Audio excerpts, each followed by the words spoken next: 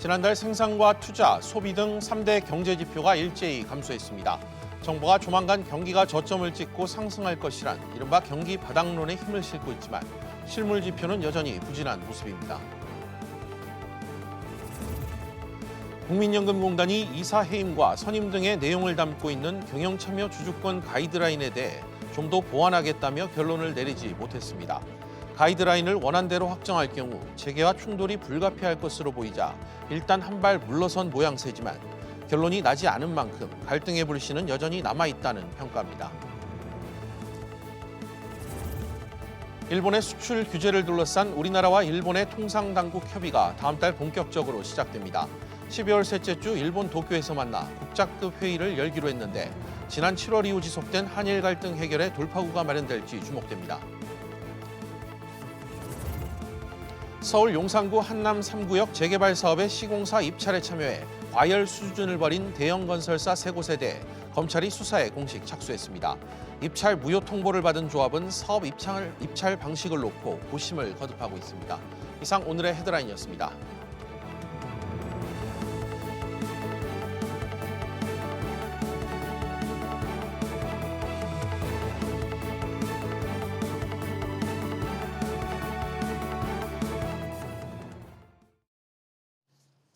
첫 소식입니다. 외국인 매도세가 이어지면서 코스피가 어제보다 1.5% 가까이 하락하면서 2100선이 오늘 붕괴됐습니다. 금융시장 소식 취재기자 연결해 들어보겠습니다. 정광윤 기자. 네, 정광윤입니다. 네, 코스피가 6거래일 만에 2100선이 붕괴되면서 2080선까지 밀렸다고요? 오늘 코스피는 전거래일보다 30.64포인트 내린 2087.96에 거래를 마쳤습니다. 전장보다 1.45% 급락한 건데 코스피가 종가 기준 2100선 아래로 떨어진 것은 6거래일 만입니다. 투자자별로 보면 외국인이 4,523억 원, 기관이 482억 원 순매도해 증시를 압박했고 개인은 4,437억 원을 순매수했는데요. 특히 외국인은 17거래일 연속 순매도 행진을 이어가며 지금까지 3조 9천억 원어치를 팔아치웠습니다. 코스닥도 전장보다 7.19포인트 하락해 632.99로 장을 마쳤고 원달러 환율은 전거래일보다 2원 20점은 오른 1185원 20전에 거래를 마쳤습니다. 네, 이런 코스피 약세, 이 악화된 이 미중 관계가 영향을 미쳤다 이렇게 볼 수 있다고요? 네, 홍콩 관련 악재가 계속되면서 아시아 증시를 압박하는 양상인데요. 도널드 트럼프 미국 대통령이 홍콩 인권법안에 서명한 이후 미중 사이 긴장감이 높아지면서 투자 심리가 얼어붙었다는 분석이 나옵니다. 여기에 중국이 홍콩에 군대를 파견할 수 있다는 보도가 나온 이후 홍콩 증시가 2% 넘게 급락한 것도 영향을 미쳤다는 지적입니다. 오늘 한국은행이 기준금리를 동결하면서 올해와 내년 경제성장률 전망치를 하향 조정한 것도 투자 심리에 부정적으로 작용했습니다. SBS CNBC 정광윤입니다. 한국은행이 올해 성장률 전망치를 당초보다 0.2%포인트 낮춘 2%로 하향 조정했습니다. 내년 성장률도 당초 2.5%보다 낮은 2.3%로 전망했는데 자세한 소식 역시 들어보겠습니다. 임종윤 기자. 예, 임종윤입니다. 한국은행이 올해와 내년 성장률 전망치를 모두 낮췄다고요? 예, 그렇습니다. 올해는 2.2%에서 2.0%로, 내년은 2.5%, 2.3%로 각각 0.2%포인트씩 낮춰 잡았습니다. 2021년에는 조금 올려서 2.4%로 예상을 했습니다. 이주일 총재는 현재 국내 경기가 바닥을 다져가고 있다고 생각한다면서 내년 중반부터 글로벌 불확실성이 완화되고 IT 업황 개선 등에 힘입어서 수출과 설비 투자가 완만하게 개선될 것이다라고 예상을 했습니다. 그러나 내년 전망치가 2.5에서 2.6% 수준인 잠재 성장률에 못 미친다는 점에서 우리 경제의 성장 모멘텀이 강하다고 볼 수는 없다라는 점도 강조했습니다. 특히 미중 불확실성이 커질 경우에는 내년 경제에 또 불안해질 수 있다는 점도 언급했습니다. 임 기자, 분야별로는 어떻게 전망했습니까? 예, 가장 관심 있는 이 반도체와 관련해서는 내년 중반기부터 개선될 것이라고 전망을 했는데 직접 들어보시겠습니다. 내년 중반쯤에는 반도체 경기가 회복 국면에 들어설 걸로 이렇게 보고 있습니다. 예, 이에 따라서 올해 경기 발목을 잡았던 설비 투자도 반도체와 디스플레이를 중심으로 내년에는 4.9% 정도 성장할 것이라고 내다봤습니다. 민간 소비는 올해보다 조금은 높겠지만 당초 전망보다는 낮은 2.1%, 그리고 건설 투자는 올해보다는 개선되겠지만 여전히 마이너스 성장에 그칠 것이다라고 예상을 했습니다. 이어 수출은 2.2%로 마이너스인 올해보다 소폭 개선될 것으로 봤고, 경상수지는 560억 달러 흑자로 올해와 큰 차이가 없을 것으로 예상했습니다. 한편 한은 금통위가 기준금리를 동결했지만 소수 의견이 나왔다는 점에서 추가 금리 인하에 대한 기대감을 키웠다는 분석입니다. 7명 금통위원 중 신인석 위원 1명이 기준금리를 0.25%포인트 인하하자는 소수 의견을 냈습니다. SBS MBC 임종훈입니다. 정부가 경기가 저점을 찍고 상승할 것이란 경기 바닥론에 힘을 싣고 있지만 실물 지표는 여전히 부진한 것으로 나타났습니다. 지난달 생산과 소비, 투자 지표가 8개월 만에 모두 감소하면서 경기 바닥론에 찬물을 끼얹었다는 분석입니다. 정인아 기자가 보도합니다. 지난달 기준 대형 세단차 제네시스 G80의 생산량은 총 1,652대. 한 달 사이에 생산량이 14%가량 줄어들었습니다. 자동차와 전자부품의 업황 부진으로 지난달 생산과 투자, 소비 지표는 8개월 만에 모두 감소했습니다. 생산 분야의 경우 한 달 만에 자동차 생산이 4.4%, 전자부품 생산이 7.0% 줄어들면서 전체 감소세를 이끌었습니다. 중대형 승용차 등 세단형 차량 생산이 감소하였습니다. 전자부품은 글로벌 공급 과잉 등으로 TV용 LCD 등 디스플레이 패널 생산이 감소하였습니다. 소비를 나타내는 소매 판매 지표는 의복과 승용차 판매가 줄어들면서 2개월 연속 감소하는 모습입니다. 기업의 투자 동향을 보여주는 설비 투자는 한 달 전보다 0.8%가 줄어들면서 5개월 만에 감소로 전환했습니다. 기계류 투자가 줄어든 영향이 컸습니다. 경기를 나타내는 3대 지표가 모두 감소하면서 현재 경기 상황을 의미하는 동행지수 순환변동치는 한 달 전보다 0.1포인트 떨어졌습니다. 반면 향후 경기 상황을 예측하는 선행지수 순환변동치는 2년 4개월 만에 2달 연속 상승세를 보였습니다.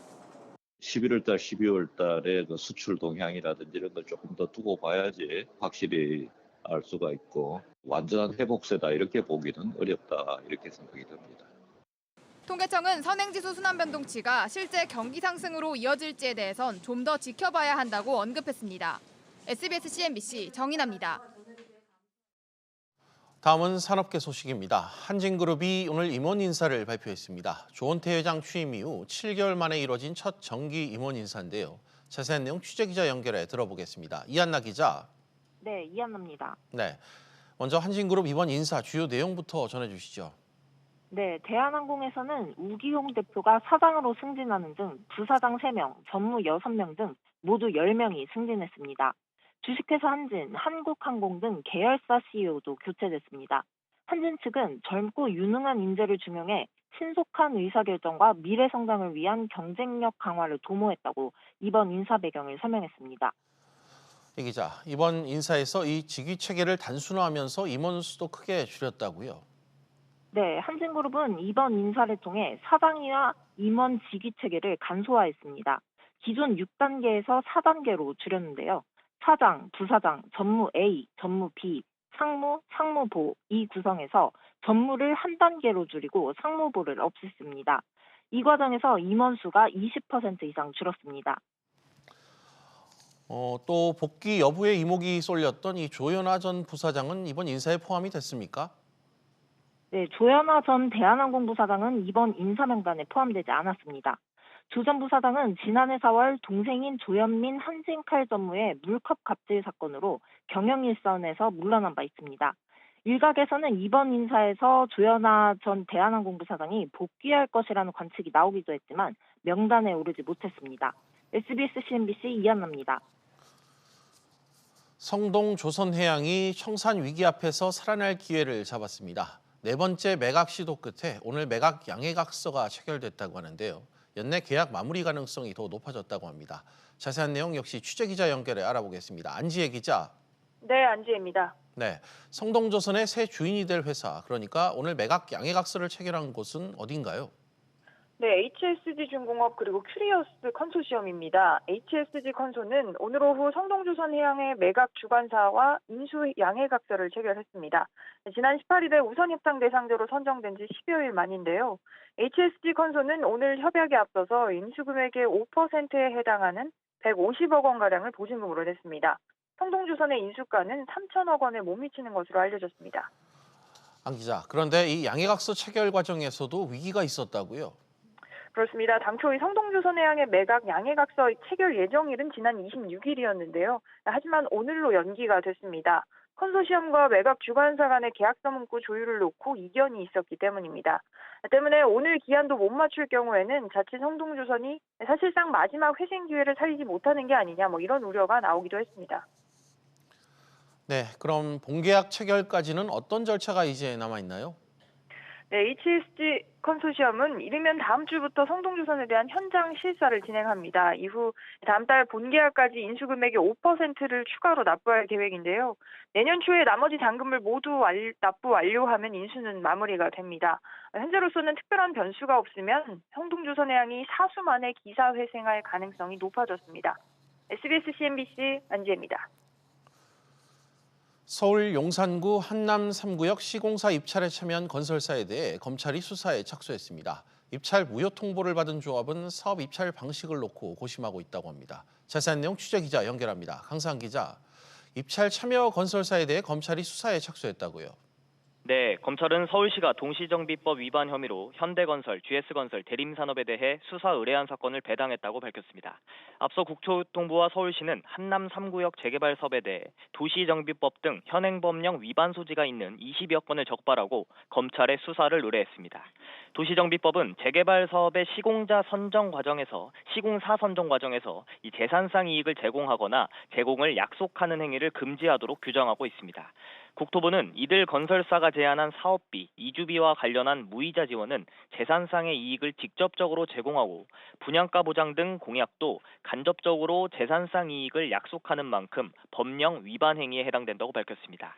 국토부와 서울시는 재개발 조합에는 입찰 중단 등 시정 조치를 요구한 상태입니다. 그렇군요. 결단을 내려야 되는 이 지금 조합 측은 어떤 입장입니까? 네, 조합은 재입찰 방식과 수정 입찰 방식을 선정하기 위해 서둘러 이사회 날짜를 잡으려는 모습입니다. 이사회를 시작해야 대의원의 날짜가 정해지고 대의원회에서 어떤 입찰 방식을 선택할지 결정되기 때문입니다. 일단 어제 열린 조합총회에서는 수정 입찰 방식으로 가자는 의견이 많았던 것으로 전해지는데요. 재입찰 방식은 시공사 선정 과정을 새로 처음부터 시작하는 방식이라서 보통 입찰 공고까지 4개월에서 5개월이 소요됩니다.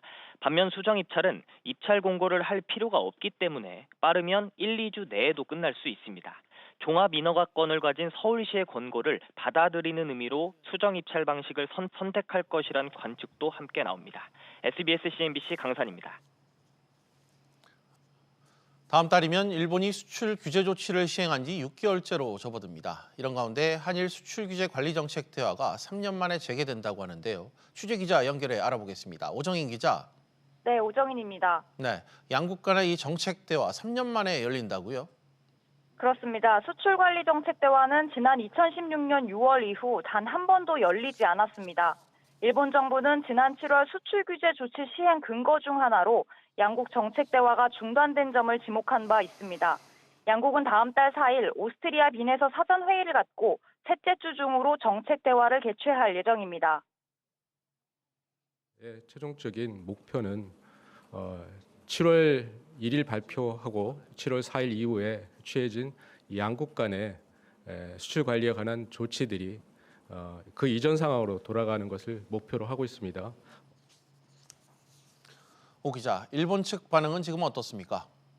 네, 스가 요시히데 일본 관방장관은 양국 수출관리제도 향상에 도움이 되길 바란다면서도 일본의 조치 철회에 대해선 예단하지 않겠다고 밝혔습니다. 또 가지야마 히로시 일본 경제산업상도 대화를 쌓아가면 좋은 방향으로 갈 것이라면서도 문제 해결이라기보단 양국 수출 관리에 대해 상호 확인할 예정이라고 설명했습니다. 네, 또 이 대화 자체에는 긍정적이면서도 이 양국의 시각차는 여전한 것 같다고요? 네, 다음 달 정책 대화를 통해 새로운 국면을 맞을 수 있을지 나아가 양국 정상회담으로 이어질 수 있을진 아직 예단하기 어렵습니다. 다만 경제 제재 구실이 됐던 핵심 사안에 대해 양국이 대화하기로 함으로써 갈등의 매듭을 풀 기회는 맞은 건 분명해 보입니다. SBS CNBC 오정인입니다. 은성수 금융위원장이 신한금융지주가 차기 회장 선임 절차를 한 달가량 앞당겨 진행하는 것에 대해 투명성에 따르고 있는지 살펴보겠다는 의향을 밝혔습니다. 은 위원장은 중구 서울 대한상공회의소에서 열린 CEO 조찬 간담회에 참석한 뒤 기자들과 만난 자리에서 민간 금융기관의 CEO 선임은 법과 절차에 따라 이사회가 선임하는 것이라고 말했습니다. 그러면서 다만 지배구조법에 따라 투명성 절차에 따라서 하고 있는지 살피는 게 당국의 의무라면서 저희는 그 정도 선에서 보겠다고 언급했습니다. 앞서 윤석헌 금융감독원장도 때가 되면 우리 입장을 얘기하겠다고 말한 바 있습니다. 세무당국이 오비맥주를 대상으로 특별 세무조사를 진행 중인 것으로 알려졌습니다. 업계에 따르면 서울지방국세청 조사사국은 지난 26일 서울 강남 오비맥주 본사와 물류센터, 공장 등의 조사요원들을 보내 세무조사에 착수했습니다. 조사사국은 기업 탈세나 비자금 등과 관련한 혐의가 있을 때 특별 세무조사를 담당하고 있어 업계에서는 이번 세무조사가 리베이트와 관련이 있는 것으로 보고 있습니다. 신세계 대표이사에 차정호 신세계 인터내셔널 대표가 내정됐습니다. 신세계그룹은 성과주의 원칙에 따라 이번 임원 인사를 단행했으며 다음 달 1일자로 인사가 단행된다고 오늘 밝혔습니다. 지난 7년간 신세계백화점을 이끌어온 장재영 대표는 신세계 인터내셔널 대표이사에 내정됐습니다. 김상조 청와대 정책실장이 최근 서울 아파트값 상승 추세와 관련해 모든 정책 매뉴얼을 올려놓고 필요한 상황이 되면 전격적인 조치를 할 준비를 하고 있다고 밝혔습니다. 김 실장은 오늘 국회 운영위원회 전체 회의에 참석해 단순히 대출 규제나 세제 등을 통해 수요를 관리할 뿐만 아니라 중장기적 공급도 안정적으로 이루어지도록 하겠다고 말했습니다. 올해 들어 3분기까지 국민연금 기금운용 수익률이 9%에 육박한 것으로 집계됐습니다. 국민연금공단은 9월 말 기준 수익률이 8.92%, 운용 수익금은 57조 4천억 원에 달한다고 발표했습니다. 기금운용본부는 미중 무역 협상에 대한 낙관적인 기대와 주요국들의 통화 완화 정책에 국내 증시가 강세를 보였고 원달러 환율이 상승세를 유지했기 때문이라고 설명했습니다.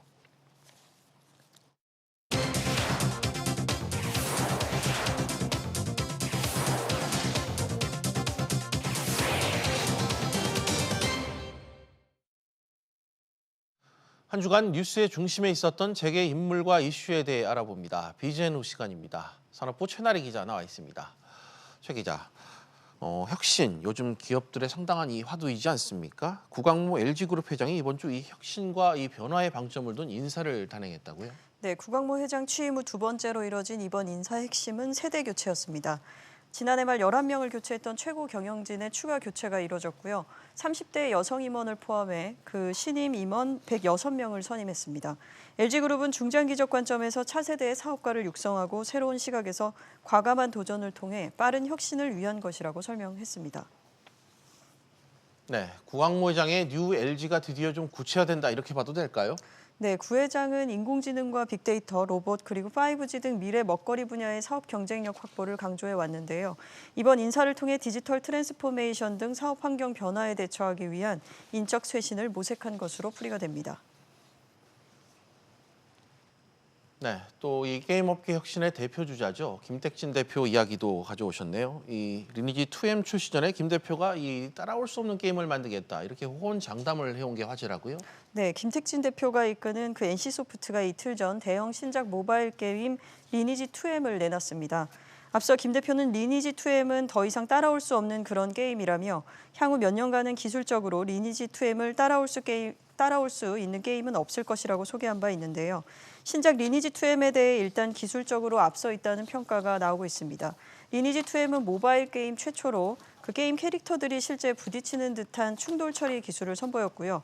플레이를 단절시키는 요소를 배제한 기술도 적용했습니다. 최고 화질 그래픽도 주목을 받고 있습니다. 이런 평가 속에 출시 초반 흥행몰이에 나서고 있는데요. 정식 서비스 개시 약 10시간 만에 애플 앱스토어에서 매출액 1위에 오르는 등 성공적인 흥행을 하고 있고요. 이런 인기 덕분에 NC소프트는 넥슨과 넷마블에 이어 연간 매출 2조 원 클럽 가입도 전망이 되고 있습니다. 그렇군요. 최 기자, 또 제약업계 소식도 가져오셨네요. 이 서정진 셀트리온 회장 최근 잇따라 성과를 내고 있네요. 네, 셀트리온은 기존 자가면역 질환 치료제 그 바이오시밀러 램시마를 정맥 주사에서 피하 주사로 제형을 최초로 변경해 자체 개발에 성공을 했는데요. 최근 유럽의약품청으로부터 판매 승인을 받았습니다. 편의성을 갖춰서 기존 의약품을 처방받았던 환자 수요를 대거 흡수할 것으로 전망이 됩니다. 여기에 또 다른 자가면역 질환 치료제 휴미라의 그 고농도 바이오시밀러 개발에 박차를 가하고 있어서 주목받고 있습니다. 연구 개발에 매진해 왔던 서정진 회장의 뚝심이 빛을 보고 있다는 평가가 나오고 있습니다. 네, 마지막으로 이 혁신의 아이콘 타다의 수장이죠. 이재용 소카 대표는 지금 위기를 맞고 있다고요. 네, 일명 타다금지법이 현재 연내 통과가 가시화되고 있는데요. 예. 타다는 렌터카 기반 차량의 호출 서비스입니다. 11인승 이상 15인승 이하인 승합차를 빌리는 사람에 대해서는 운전자 알선을 허용하도록 한 여객 자동차 운수 사업법을 근거로 합법을 주장해 왔습니다. 하지만 최근 국회 교통위원회가 타다의 운행 근거 조항 삭제를 하는 내용을 담긴 개정안의 취지에 공감하는 것으로 알려졌습니다. 조만간 검찰의 타다 기소 관련 첫 공판도 열릴 예정이어서 재판에 어떤 영향을 줄지 주목되고 있습니다. 네, 최 기자 잘 들었습니다.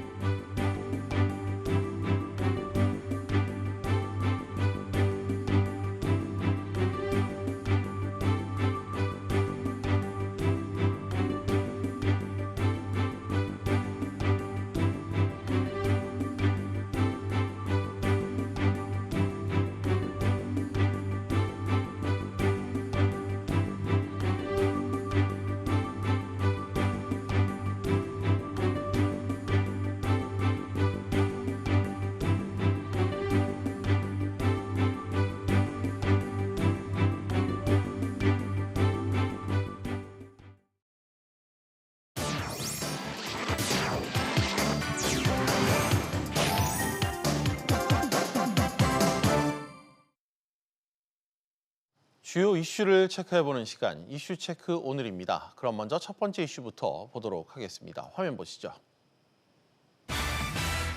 논란의 적극적 주주권 행사. 재계의 강한 반발 속에 국민연금의 적극적 주주권 행사 가이드라인에 대한 결론이 오늘 미뤄졌습니다. 좀 더 보완해서 불필요한 우려를 없애겠다는 게 국민연금 측의 입장입니다. 김성훈 기자와 이 내용 자세히 다뤄보겠습니다. 김 기자. 네. 오늘 국민연금 기금운용위원회가 논의를 좀 더 이어가기로 했다는데 배경이 어떻게 되는지 좀 설명을 듣고 싶습니다. 네, 무엇보다 가이드라인 원안에 담긴 이사 해임이나 선임 요구, 또 배당 정책 관여 등에 대한 재계와의 충돌이 불가피하기 때문에 일단 한 발 물러섰다고 보는 것이 맞는 것 같습니다. 박능우 보건복지부 장관은 오늘 회의에 앞서 적극적 주주권 행사에 대한 재계의 반발과 우려를 의식한 발언을 했는데요. 직접 들어보시겠습니다.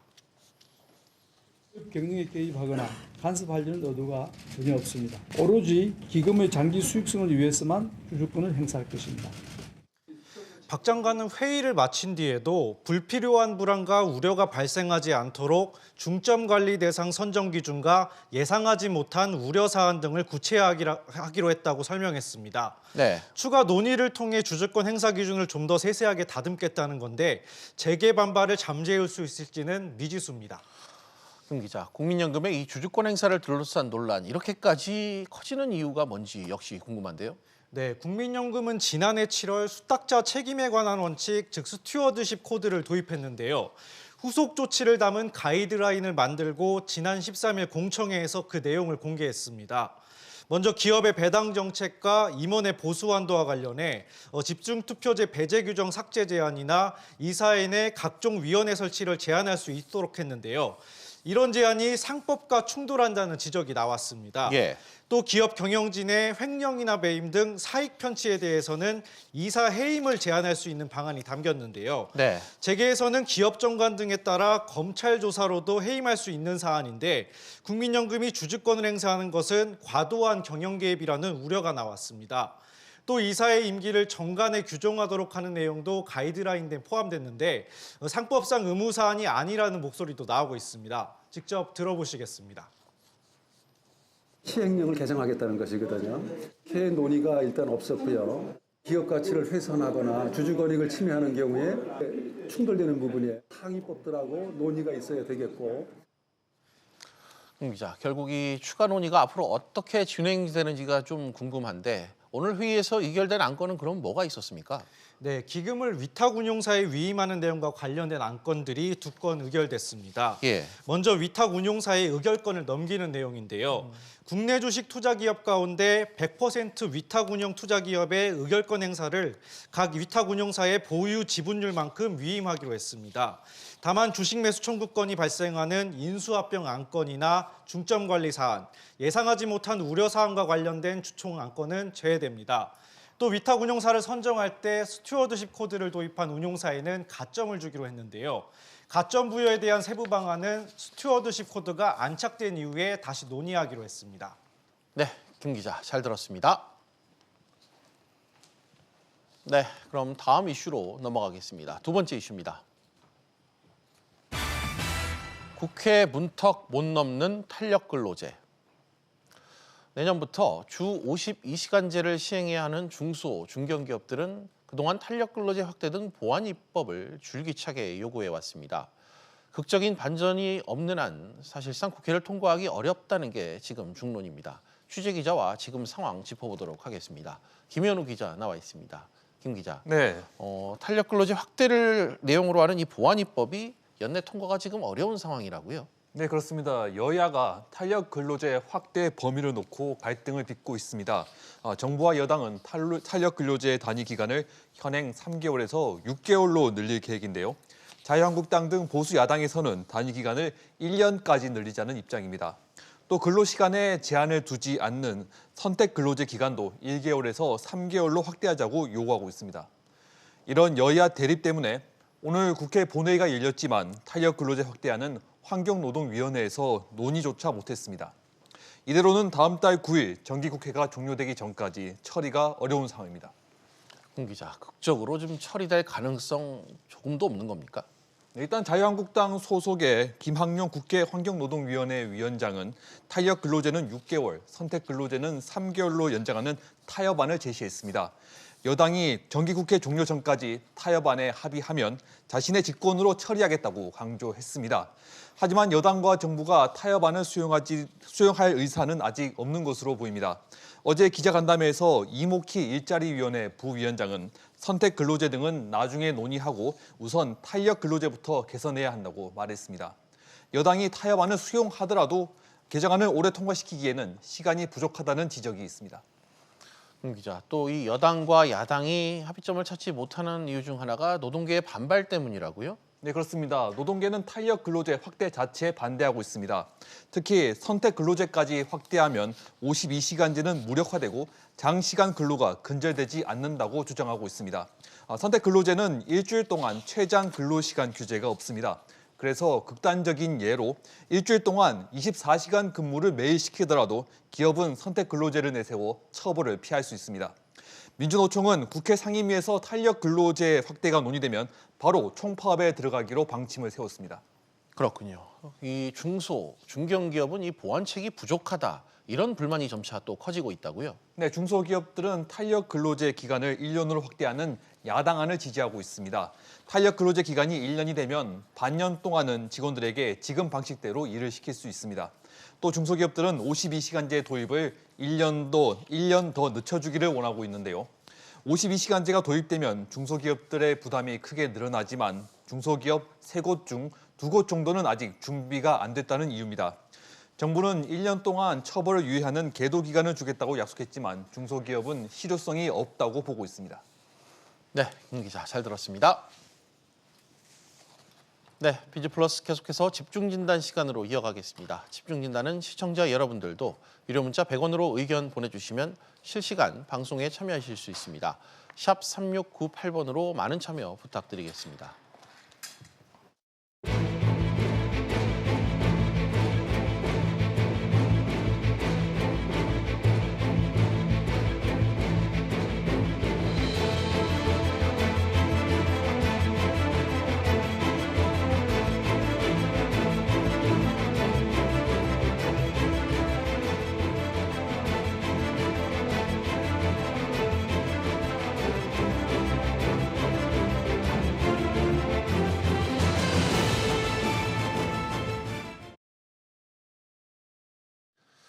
통계청이 오늘 지난달 산업활동 동향을 발표했습니다. 생산과 소비, 투자 이 3대 경제 지표가 모두 부진한 모습을 오늘 보였는데요. 관련 내용 김광석 한국경제산업연구원 경제연구실장 모시고 이야기 나눠보겠습니다. 실장님 어서 오십시오. 네, 안녕하세요. 네. 통계청에서 매달 산업활동 동향이라는 걸 발표하잖아요. 실장님, 네. 이게 국내 실물 경제 흐름을 보여주는 대표적인 통계라고 할 수 있죠. 예, 맞습니다. 월간 경제 성적표라고 볼 수 있지 않을까. 예. 그러니까 생산, 소비, 투자 이 3대 영역을 고루 매월 어떤 실적을 보였는지를 확인할 수 있는 그런 성적표라고도 볼 수 있고요. 또 이 성적표 안에는 또 앞을 내다볼 수 있는 선행 지표들도 같이 발표가 되기 때문에 예를 들어서 건설 수주나 건설 기성액이 늘면 이제 건설 투자가 늘어날 수 있기 때문에 선행 지표를 기준으로 해서 여러 선행 지표들도 같이 발표가 됩니다. 그래서 10월 달 경제가 어땠는지를 한눈에 볼 수 있게 제시하는 보고서고요. 그리고 앞으로 경제는 좀 어떻게 흘러갈까도 같이 볼 수 있는 그런 하나의 잣대라고 볼 수 있겠습니다. 알겠습니다. 중요한 보고서인데 통계를 봤더니 이 생산과 소비, 투자 이 3대 지표가 일제히 마이너스로 돌아섰습니다. 경제 여건이 그만큼 어렵다는 뜻이겠죠? 네, 저도 이제 이 10월 달 성적표를 받아보고 먼저 한숨이 나올 수밖에 없었습니다. 네. 다 마이너스니까 그럴 수밖에 없는 건데요.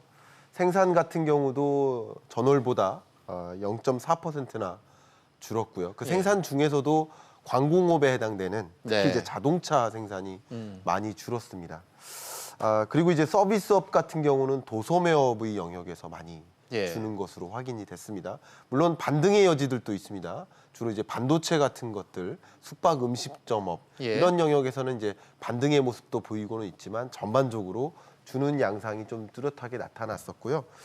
다음으로는 이제 소비 부문 그리고 설비 투자 부문 이런 것들도 좀 봐야 되겠는데 투자에서 이제 설비 투자가 마이너스를 그러니까 9월까지 8월 9월까지 그래도 플러스로 전환된 것 같아서 희망적이어 보인다는 생각도 들었는데 또 10월 들어서 9월보다 또 떨어지는 모습 이런 것들이 좀 안타까웠었고요. 설비 투자에 이어서 건설 투자 같은 경우도 뭐 그렇게 좋지 않은 그런 모습들이 또 나타나고요. 역시 소비 부문도 마찬가지입니다. 완제품 그리고 이제 내구 소비재 이런 부분에 대한 소비가 그렇게 크게 뚜렷하게 나타나지 않아서 이렇게 소비도 이렇게 회복세가 잘 안 보이는 그런 모습들이 연출되고 있습니다. 네, 반등의 기미를 찾지 못했다는 그런 해석을 해주셨습니다. 일부 학자들은 이번 지표 악화를 두고 이 경기 둔화 국면에 진입했다 이런 해석도 내놓는데 공교롭게 오늘 한은에서도 경기에 대한 좀 진단을 해놓지 않았습니까? 예, 그렇습니다. 실장님 판단은 좀 어떠신가요? 자, 올해 경제 성장률이 어쨌든 턱걸이 수준으로 2.0%는 기록할 것이다라고 이제 한국은행이 제시를 했던 거고요. 그리고 2020년은 올해보다는 나을 것이다. 그래서 2.3%로 보고 있습니다. 저는 이런 흐름에 대해서는 상당 부분 동의하는 바가 많이 있어요. 근데 말 그대로 2020년, 2021년의 어떤 회복세라는 것이 보시는 것처럼 과거에 지난 7월에 전망했던 2.5%보다도 하향 조정된 수준이고요. 그러니까 뚜렷한 회복이 아니라는 거고요. 또 이 값이 더 하향 조정될 수도 있겠지만 어쨌든 지금으로서는 뚜렷한 회복을 기대할 수 없는 그래도 2019년이 나름의 저점을 기록하고 그거보다는 좀 나아지는 모습 이런 것들이 좀 연출되는데 오늘 받아본 이 산업활동 동향의 주요 내용들도 이러한 모습들을 어느 정도 보여주고 있기도 합니다. 알겠습니다. 바닥을 다지는 그런 모습들이었으면 좋겠다는 얘기를 해주셨고 이번에 발표된 지표들 하나씩 좀 따져볼까요? 일단 이 전 산업 생산, 앞서 짧게 언급은 해주셨습니다만 자동차, 디스플레이 등 이 전자부품의 부진으로 2달 연속 감소세를 이어갔습니다. 어떤 배경으로 좀 먼저 이걸 읽어야 될까요? 네, 일단 자동차 생산이 많이 줄었습니다. 자동차 생산이 4.4%나 줄었다는 것은 굉장한 하강 국면이라고 볼 수 있고요. 그러니까 자동차 산업이 소위 말하는 이 광공업의 굉장히 중요한 우리나라 산업의 영역입니다. 물론 반도체라는 영역에서 반등이 있었기 때문에 조금 희망적인 요소들도 있어 보이지만 자동차와 전자부품에서 큰 폭의 생산 하락 이런 모습들은 이제 말 그대로 제조업 경기 위축의 어떤 이야기를 해줄 수 있고 이런 숫자가 비단 10월 달 만의 통계가 아니라 계속 그래 왔었기 때문에 그리고 몇 년 동안, 예. 수년 동안 이런 광공업 생산의 둔화세가 뚜렷하게 계속 나타나는 흐름을 보여왔기 때문에 우리 한국 경제에 가장 허리격대는 예. 가장 뼈아픈 대목이지 않나 이런 생각을 많이 해봤습니다. 알겠습니다. 산업의 근간이 되는 제조업 관련 지표도 여전히 부진했습니다. 제조업 생산 능력은 15개월 연속 감소를 했다는 모습이고 제조업 가동률도 큰 폭으로 떨어졌더라고요. 예, 그렇습니다. 우리 제조업을 설명할 때는 이렇게 가동률은 줄고 재고는 쌓이고 예. 생산 여력은 좀 줄어드는 그런 모습이 이제 제조업을 보여주는 현재의 대목이라고 볼 수 예. 있겠는데 그렇기 때문에 어쩔 수 없이 나타나는 그 현상이 고용 시장으로도 연결이 됩니다. 그래서 네. 이 방송을 보고 계시는 시청자 여러분들께서는 고용 여건에서 많이 체감을 하실 텐데 예. 말 그대로 제조업 생산이 줄고 투자가 줄기 때문에 고용이 줄 수밖에 없고 전체 취업자 약 2,700여만 명에 해당되는 전체 취업자에서 제조업 취업자가 차지하는 비중이 지금 6년째 거의 줄어들고 있는 예. 모습입니다. 그러니까 이런 현상이 지금 노인 일자리는 늘지만 30, 40대 일자리가 줄어드는 모습도 맥락을 같이 하고 있습니다. 이런 대목에서 우리 경제가 정말 말 그대로의 회복, 이것과는 좀 거리가 멀게 둔화세가 계속 지속되는 것이 아닌가 하는 그런 아쉬움이 많이 남는 그런 대목이라고 볼 수 있습니다. 고용 지표의 부진을 설명하는 또 다른 지표로서 역할을 지금 이게 하고 그렇죠. 있다. 예. 그 얘기를 하신 것 같습니다.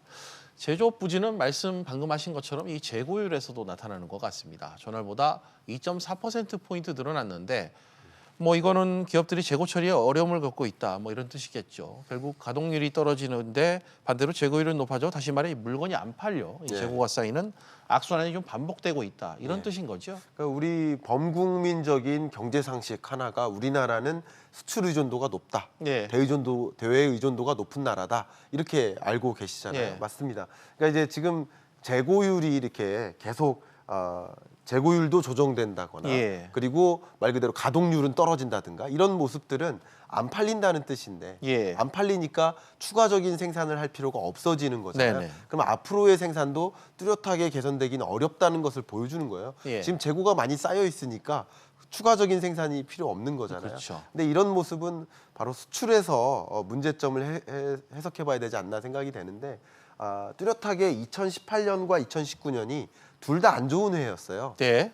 둘 다 안 좋은 해였는데 투자도 안 좋고 뭐 소비도 안 좋고 둘 다 안 좋은 해였는데 2019년이 뚜렷하게 더 안 좋았던 이유는 수출이 부진했기 때문입니다. 정확한 차이가 수출입니다. 네. 그러니까 2018년은 그나마 수출이 플러스였는데 예. 2019년은 수출마저 마이너스인 거죠. 그러니까 우리 경제가 굉장히 어렵게 굴러갔는데 예. 그러니까 수출이 마이너스다 보니까 당연히 생산을 늘릴 필요가 없는 거죠. 수출 의존도가 높은 국가로서 그런 관점에서 지금 이 가동률은 오히려 떨어지고 재고율은 높아지는 이런 모습들, 이런 것들이 추가적인 생산 여력을 증대시킬 이런 예. 투자를 더 확대시킬 만한 필요가 없게 나타나는 것이고요. 오늘 발표된 한국은행의 경제 성장률 전망치에서도 뚜렷하게 나타나는데 설비 투자가 올해 마이너스 7.8%입니다. 그러니까 설비 투자 굉장히 안 좋은 거예요. 예. 그래도 내년에는 개선될 여지가 있다고 전망을 하고 있습니다만 예. 어쨌든 2019년 올해 그리고 10월, 11월 이런 예. 이 연말까지 그렇게 경기가 투자라는 경기가 크게 회복되기 어렵고 투자가 진작이 안 되니까 예. 적극적인 고용 창출로도 연결되기 어렵겠구나 하는 생각이 듭니다. 알겠습니다.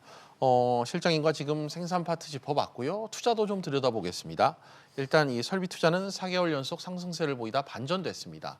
실장님, 네. 사실 설비 투자는 기업들이 미래 전망이 비관적인지 혹은 낙관적인지 네. 판단해 볼 수 있는 잣대 이 부분 아니겠습니까? 예, 맞습니다. 설비 투자는 여러분 계속 보고 계시는 이 모든 지표들이 전월 대비로 지금 비교하고 예. 계십니다. 전월 대비로 봤을 때 어떤 대목은 전년 동기 대비로 봤을 때는 개선되는 모습들도 나타나요. 네. 대표적인 것이 이제 소비였는데요.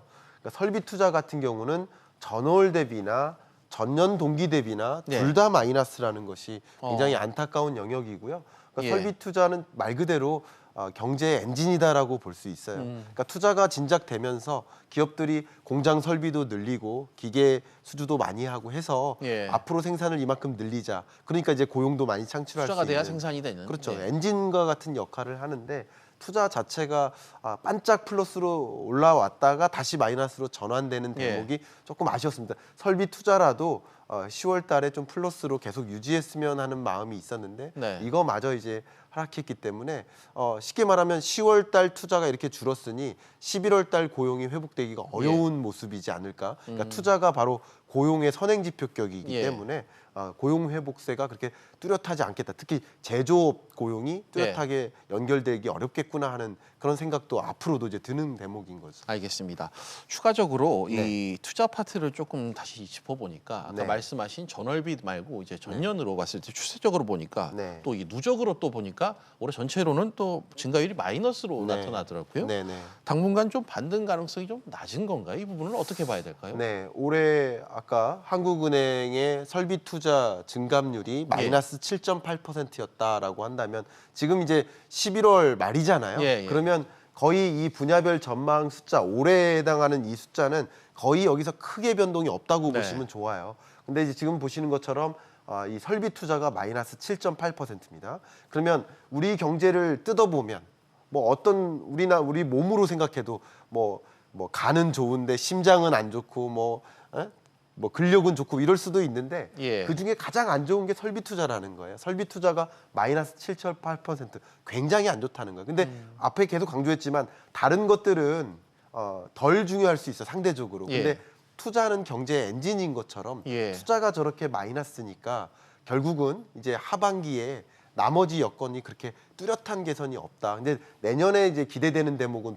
물론 있습니다. 보시는 것처럼 내년 설비 투자 증감률이 플러스 4.9%. 이건 물론 기조 효과의 영향도 있지만 반도체 설비 투자라든가 이런 설비 투자가 증가할 영역들이 굉장히 많이 있지만 올해 경제는 굉장히 안 좋았구나라는 것을 확인할 수 있는 대목이라고 볼 수 있습니다. 알겠습니다. 투자 부분에 대해서 좀 설명을 자세히 해주셨습니다. 그나마 이 투자 파트 중에서 건설 투자가 모처럼 이 증가세를 보였습니다. 그렇지만 이마저도 비관적인 전망들이 많습니다.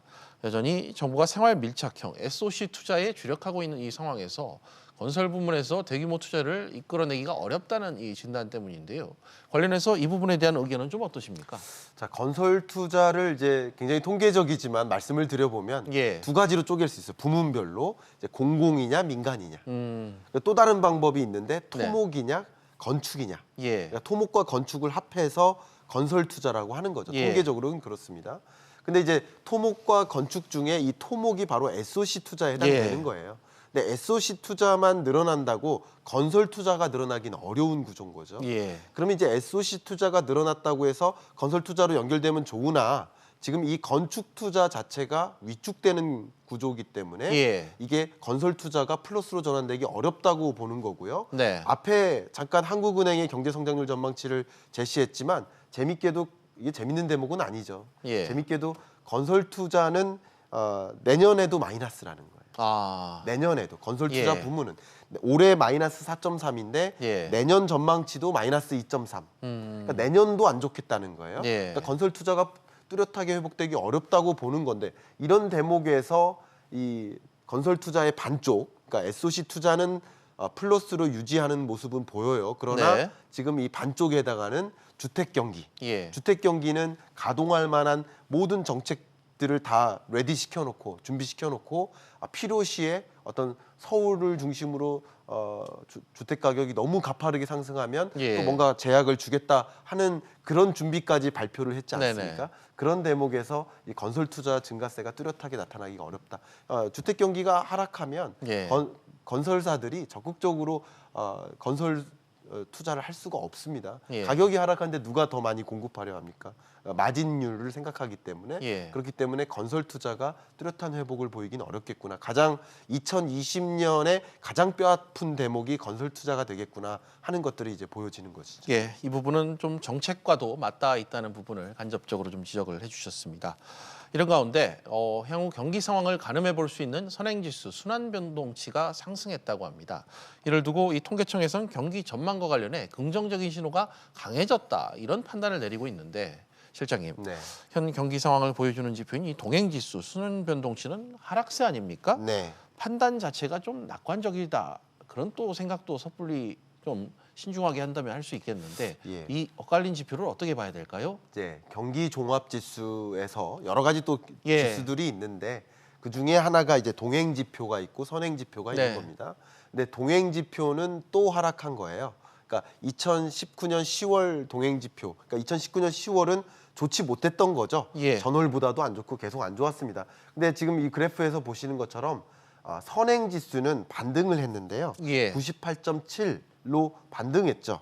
반등했는데 8월부터 반등세가 계속 유지되고 있는 모습이기도 네. 합니다. 그러니까 두 차례 연속 플러스를 유지하고 있어요. 올라가는 흐름.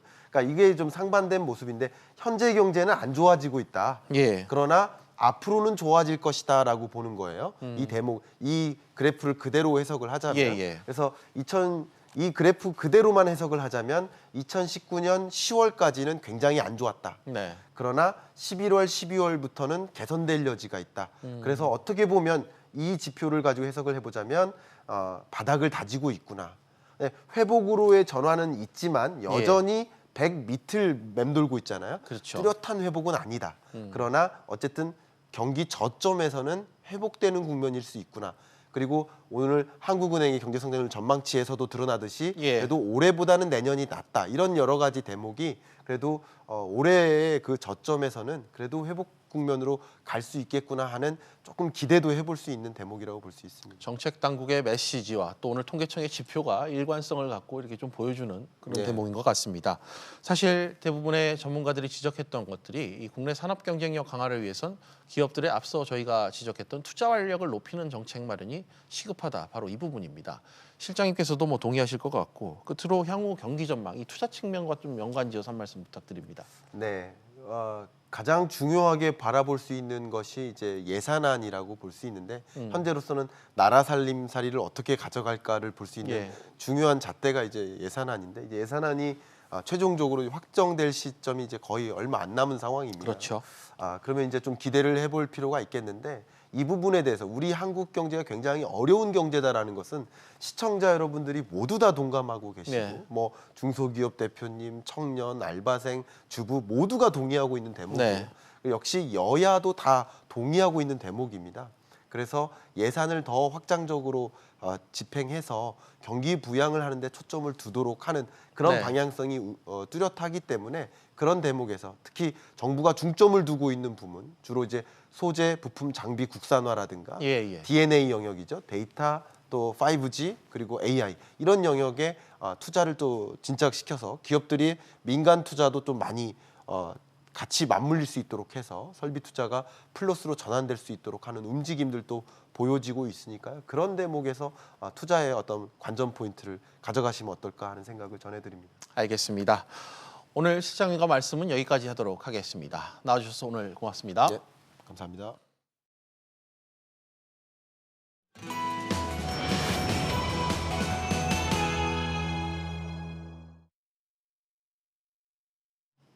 다음 주부터 비즈플러스는 개편과 함께 새롭게 바뀝니다. 저는 취재 현장으로 돌아가 유익한 경제 뉴스 다시 전달해 드리겠습니다. 시청해 주신 여러분 고맙습니다.